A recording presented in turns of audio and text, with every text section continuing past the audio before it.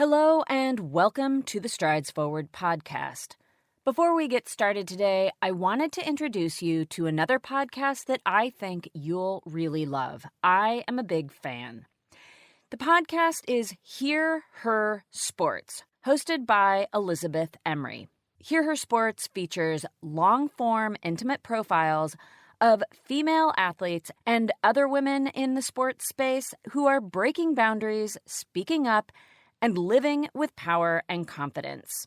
Elizabeth introduces us to strong women who have become successful in their sport and far beyond.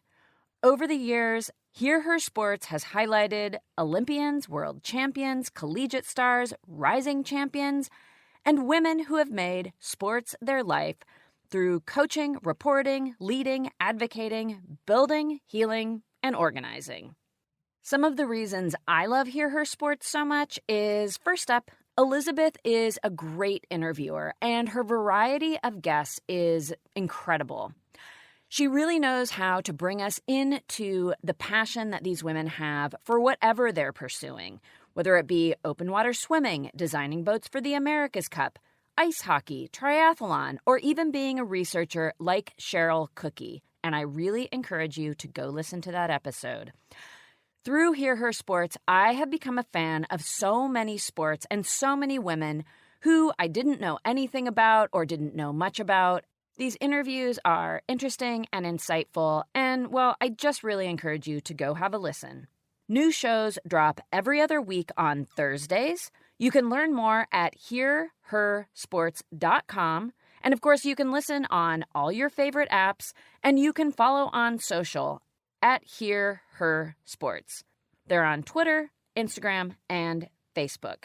All right, now on to the episode. Strides Forward. Hello and welcome to Strides Forward, where we share stories of women marathon and ultramarathon runners. I'm Cherie Louise Turner, a 51-year-old runner and also the host and creator of Strides Forward. Each episode, we tell the story of one runner and focus on one topic. This episode is part of our series, Running in a Woman's Body, and we're telling stories around Red S, pregnancy, and also the topic of menopause, which is the focus of this episode. We started this series with a story about Sophie Spidel and her menopause journey. And while we're returning to the same topic, you're about to hear a very different story. Because while all menstruating people will experience this radical hormone shift somewhere roughly around their 50s, no two experiences are the same. But what is the same for me in both these cases is that I've come away with an increasingly brighter outlook on aging and a better understanding of how to navigate menopause, which is something I'm doing right now. So, let's get to it. This episode, we're featuring Barbara Hannah Grufferman, who grew up in Brooklyn, New York, and calls Manhattan home. Today, Barbara is a runner, an author, speaker, running bone health and better aging advocate, and generally a radiantly upbeat human being. To describe Barbara in a word, I'd pick vibrant.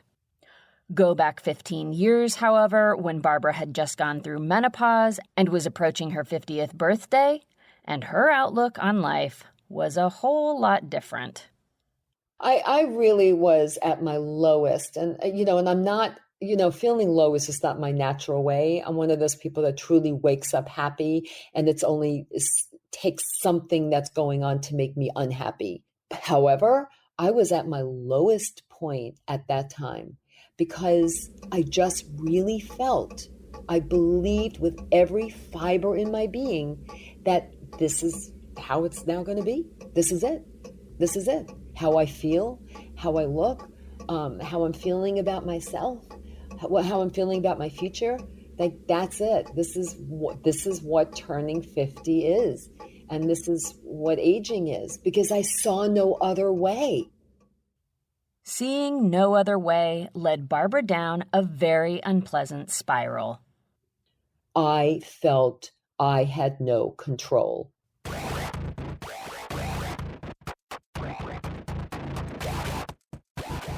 It's an awful place to be, feeling like you have no ability to change the bad situation you're in. One thing Barbara knew is what had worked in the past wasn't working anymore. I was feeling not so good about myself, and I was starting to put on those postmenopausal pounds, which can happen. And I didn't know quite what to do, and I hadn't been doing really all of the good things for myself that we should be doing. Barbara had spent a lifetime looking out for the people around her. Her priority, as she recounts, was being the caregiver. And after working her job, which required a lot of travel, being a mom, wife, friend, and active community member, there just wasn't much left for her. So taking care of her own well-being wasn't a skill she'd developed very well. I was like lost on this. And, eating well, I was feeding everybody else. I'm like not eating well, not eating regularly. I was eating too much fast food. I saw that, especially when I was traveling. And then sleep was just like, no, by the time I got everybody else settled and I had more business to take care of at night, it was just a mess. Barbara was feeling like a mess in every conceivable way. I physically just did not feel good. I really did feel lumpy and frumpy. I was starting to feel, I always felt like I was, like a nice looking woman, like I guess, fairly attractive. Like I felt usually my whole life fairly okay about how I looked and the like that wasn't a big focal point of mine. And then I started to feel, no, I'm starting to look, I don't know, old. It was that word, old, but not in a good way, not in a good way, in a way that was like frumpy maybe. And I just felt, it's not good. So that was number one, but it wasn't the most important thing, how I looked. That always to me was secondary. It was really how I felt. But also, let's not forget, when you go through menopause, you do have mood swings. You can feel depressed. You can feel like lower than you usually do, no matter what your real nature is. As I mentioned, my nature is really very optimistic and upbeat.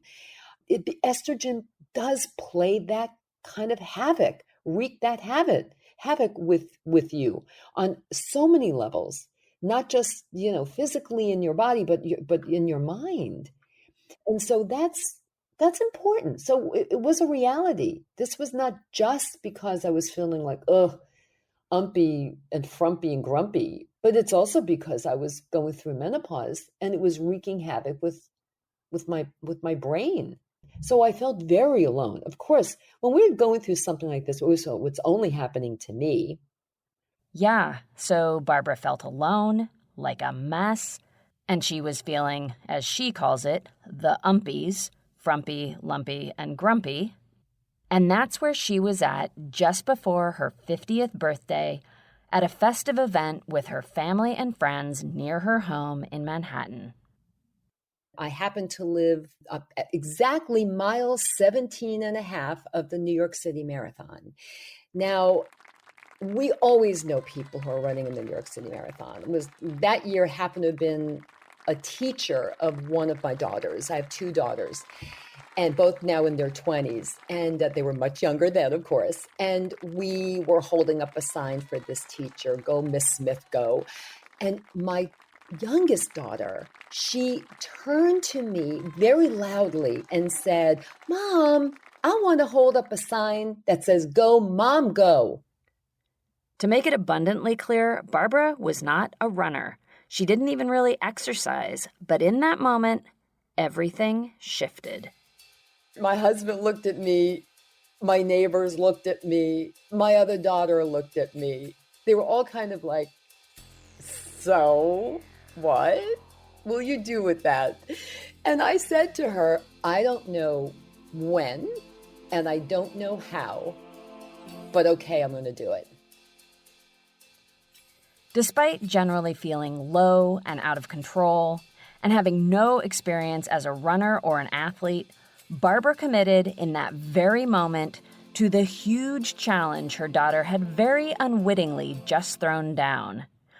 Barbara let some notion overcome her, let's say it was her intuition or gut instinct, and the words, "Okay, I'm going to do it," were out before she had time to think too much about the fact that she had no idea how she was going to run a marathon. But sometimes the world steps in to help. The very next day in the Wall Street Journal, it was a Monday, there was an article, an interview with Jeff Galloway. And he started the Run, Walk, Run program many, many years ago. He's now in his 70s, a former Olympian. And the article was about how he believes that everybody, if you can walk, you can run. And it's just a matter, that's when it becomes mental. It just is a matter of knowing that you can achieve this and to just get out there and get started by walking.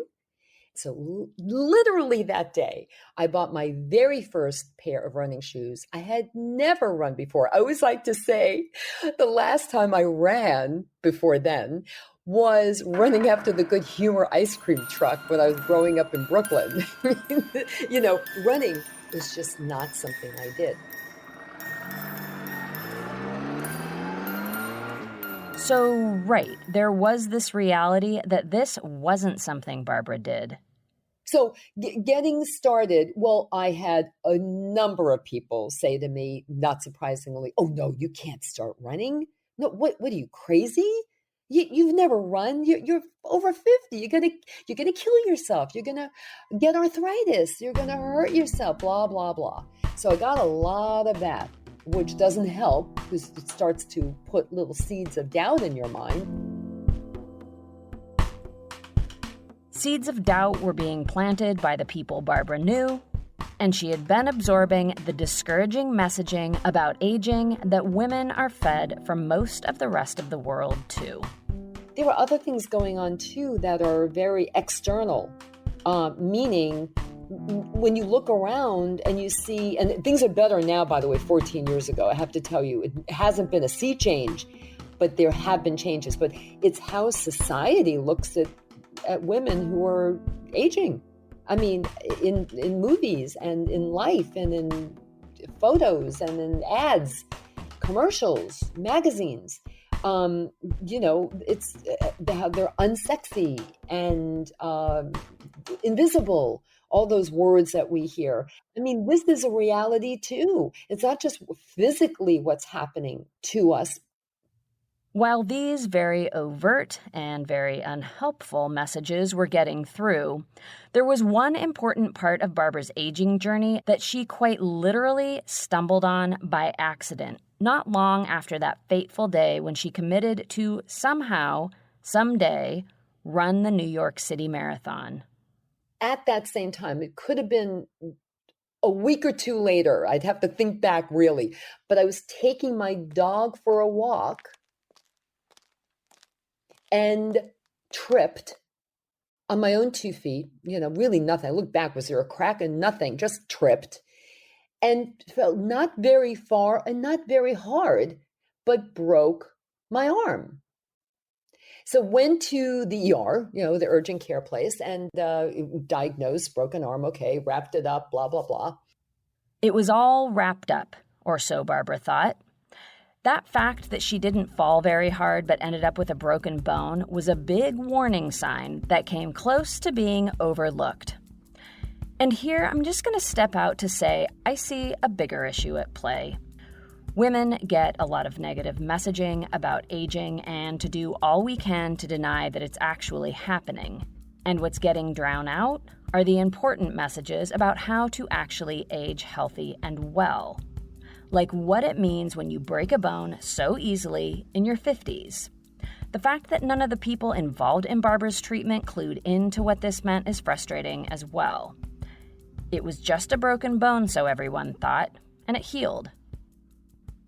I kind of let it go, let life went on, and maybe a few months later, I went for my annual physical, and my wonderful doctor did say, "What?" When I told him what happened, "What do you mean you broke your arm? You shouldn't have broken. Why would you? That's crazy. I'm sending you for your first bone density test." I never would have thought let me go get a bone density test.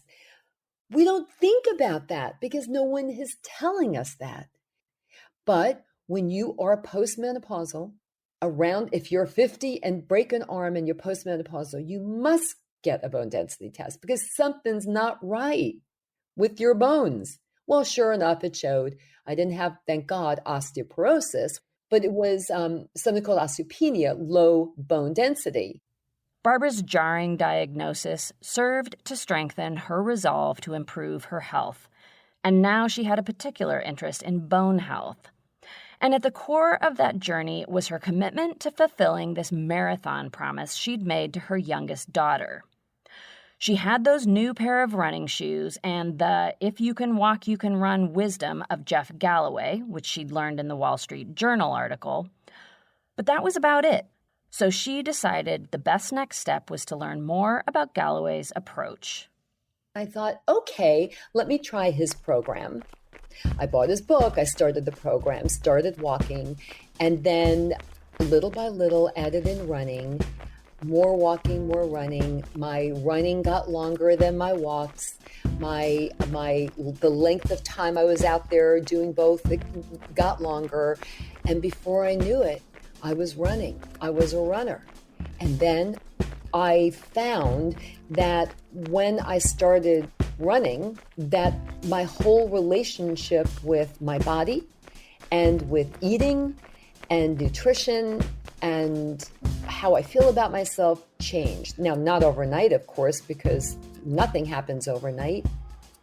The progress happened literally step by step over time, and Barbara continually kept her eye on the prize. I was a runner, and then I signed up for the New York City Marathon, and it was really just like almost 2 years. It wasn't the next one, but it was 2 after that I ran my first New York City Marathon. Barbara had fulfilled her promise and she'd met her goal of running the New York City Marathon. But that event, which happened over a decade ago now, would turn out to be just the beginning. It wasn't like, okay, let me run this, let me train for this marathon. Okay, been there, done that, did it, check it off my list, I'm over, it's over. No.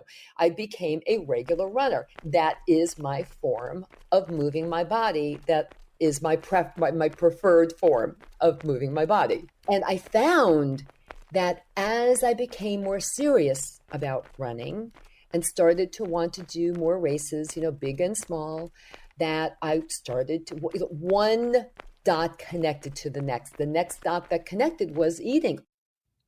Because before Barbara started running, her ideas around eating looked a lot different than they do now.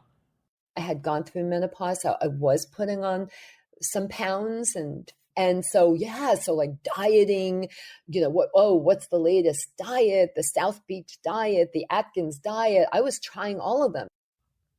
But over time, Barbara began to see food in a new context. I started to research, well, how should I be eating? What are the best foods for me now? And so I started to eat better. Another result of all of this then was, I became a stronger runner because I changed how I was eating and my nutrition. I no longer needed to think about my weight. It just was a non-thing to think about.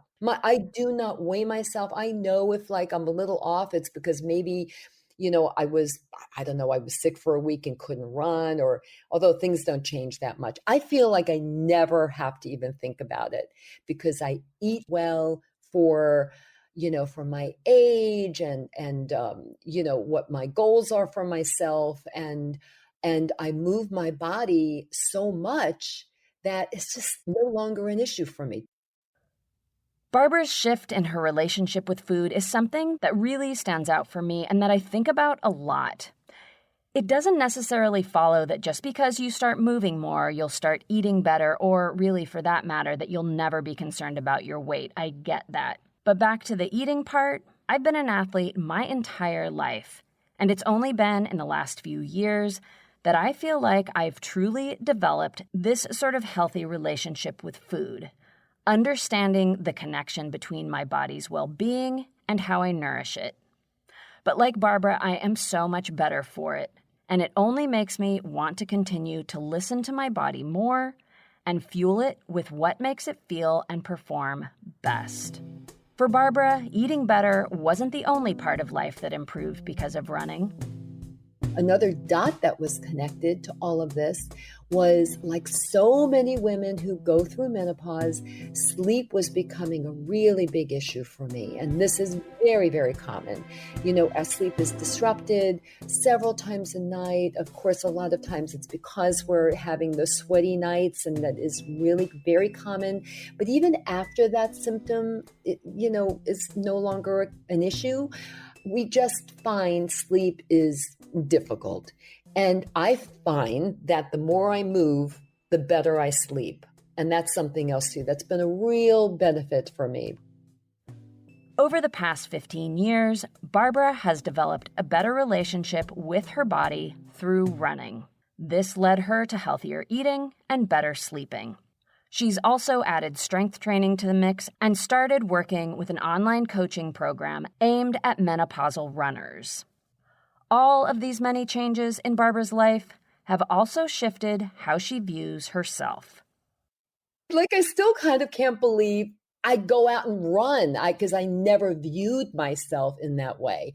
It's really interesting. It's like how you view yourself and then what the reality is. And sometimes it's very hard for me to accept the fact that I'm a runner, because I do take the walk breaks, I have to say.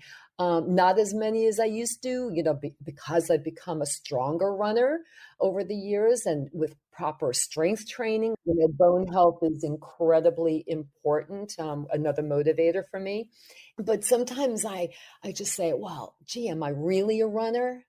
I mean, yes, I am. Yes, I am a runner.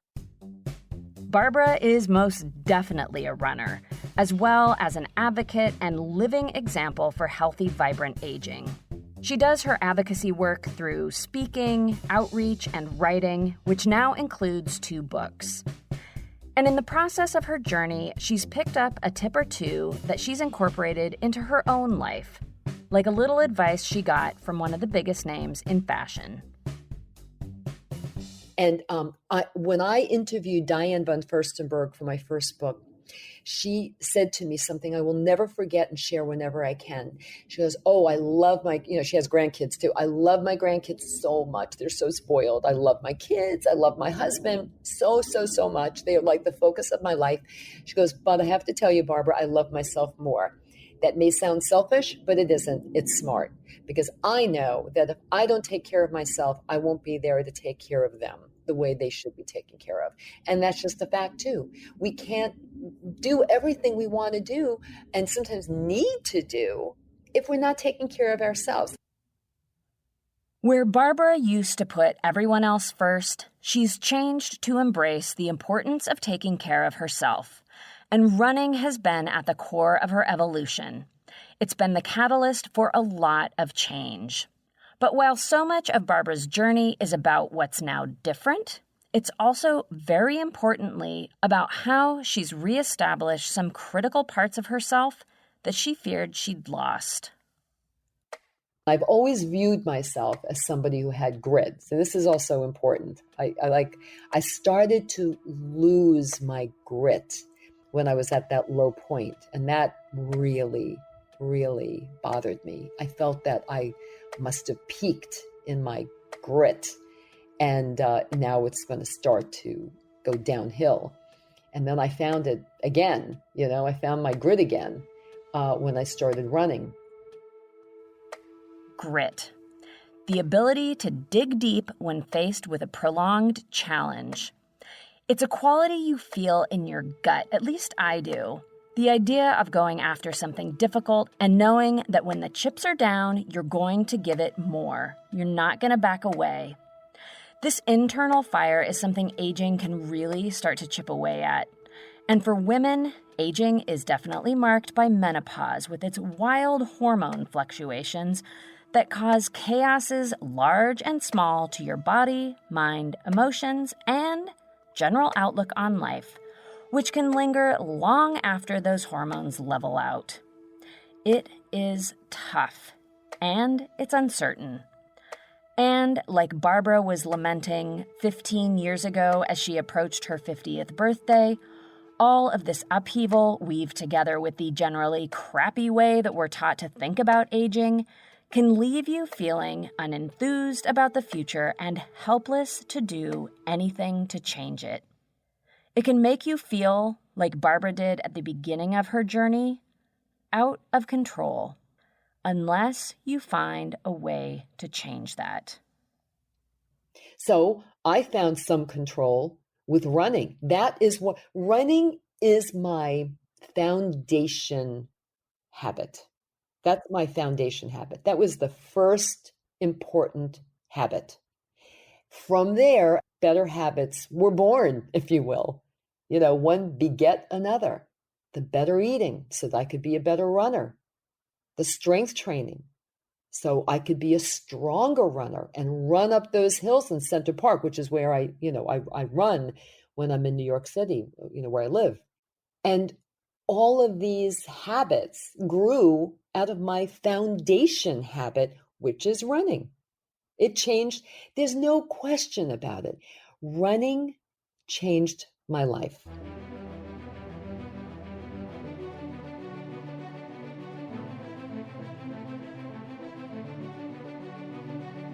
To date, Barbara has run over a dozen marathons and one ultra, the New York City 60-kilometer, which takes place each year in Central Park and used to be called the Knickerbocker Race.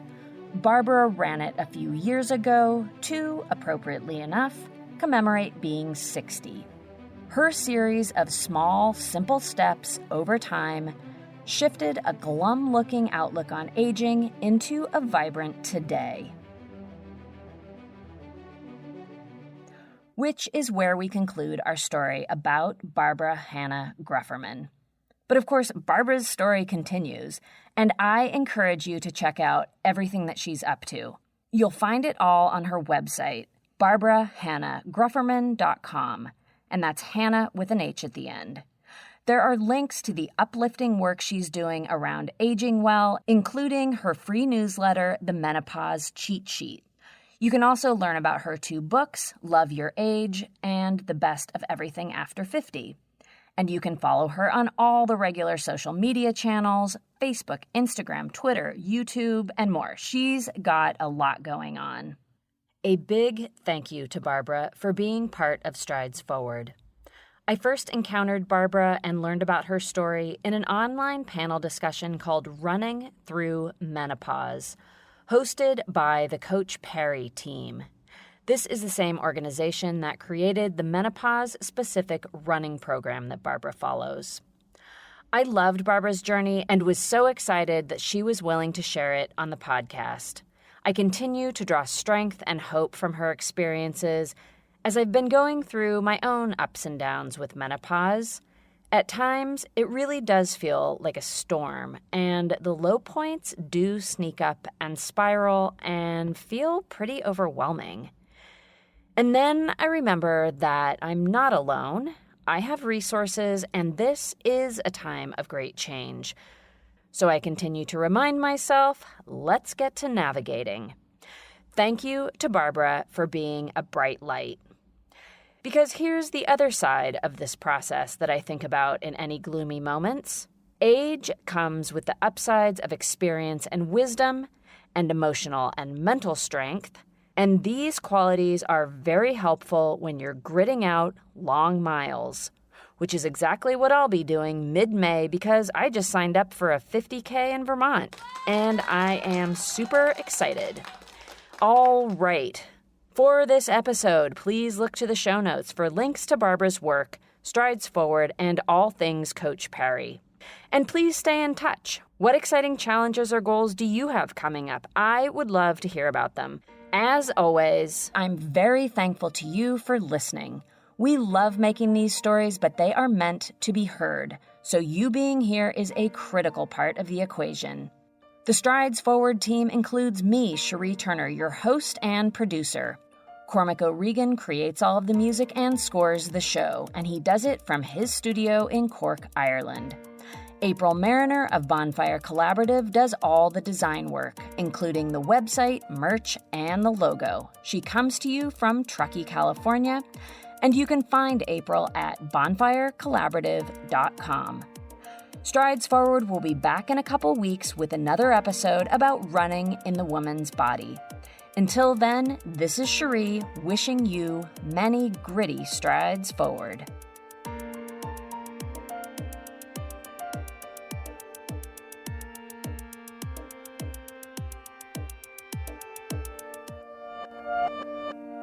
Whoops, that strides forward.